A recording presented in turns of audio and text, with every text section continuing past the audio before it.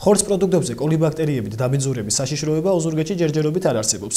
ამის შესახებ ჩვენი გადამღები ჯგუფის მიერ ჩატარებული ექსპერიმენტი ხორცის გასაყიდ ობიექტებში და ლაბორატორიულ დასკვნებებში მოწმობს. საქართველოში ბოლო დროს საკვე პროდუქტებზე და განსაკუთრებით ხორცის პროდუქტებზე კოლიბაქტერიების დაბინძურება შეინიშნება. ხორცი, რომელიც სარეალიზაციოდ ბაზარში შედის, ყველა სანიტარული წესის დაცვითა და შემოწმების საფუძველზე უნდა მოხდეს. ჩვენმა გადამღებმა ჯგუფმა ინფორმაციის გადამოწმების მიზნით ოზურგეთის ხორცის სახლს მიმართა.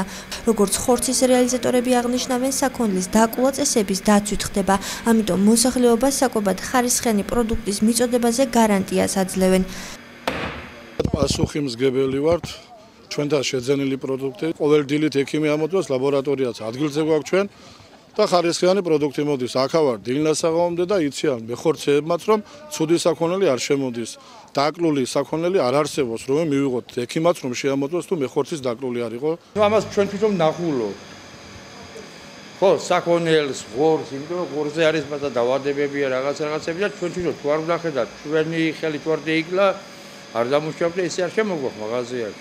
შესაბამისი კანონმდებლობის საფუძველზე უკვე დიდი ხანია აგრარულ ბაზრებში ვეტერინალურ სანიტარული ზედამხედველობის სამსახურის ლაბორატორიები ფუნქციონირებს.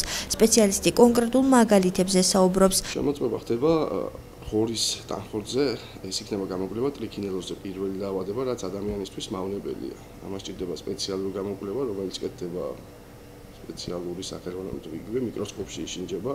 ეს ყველა შემოსულ ღორის ხორცს ეხება.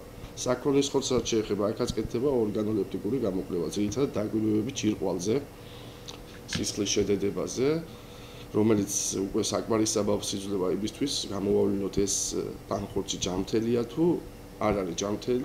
საქონლის ხორცს შემოწმების შემდეგ სპეციალური ნომერიც ეძლევა, რაც იმის აღნიშნულია, რომ პროდუქტი საკვებად ვარგისია. სპეციალისტი გასაყიდ ხორცოვ პროდუქტში ცხენის ხორცის არსებობას გამორიცხავს. არის ესეთი ინფორმაციები, მაგრამ მაგი ოზურგეთში ფაქტიურად გამორიცხულია. იმიტომ რომ ჩვენ უფრო ახლოს ვართ ხორცთან რეგიონი ვარ და ყველა მიცის თვით გლეხმა ცხენის ხორცი როგორია, ძროხის და კამეჩის. ყველა არკვევს ამას და ესეთი რაღაცები პასუხისმგებლობით ვამბობ, რომ ოზურგეთის ტერიტორიაზე არ ყოფილა და არ იქნება. ამ ბოლო პერიოდში მით უმეტეს. ჩვენს ხელთ არსებული მონაცემებით მოსახლეობას შემოწმებული საკვების შეძენა სრული გარანტიის საფუძველზე შეუძლიათ, თუმცა არასრული სურათის გამო გირჩევთ შეძენამდე გადამოწმების კუთხით ვეცსან ექსპერტიზის ლაბორატორიის დასკვნებს დაეყრდნოთ.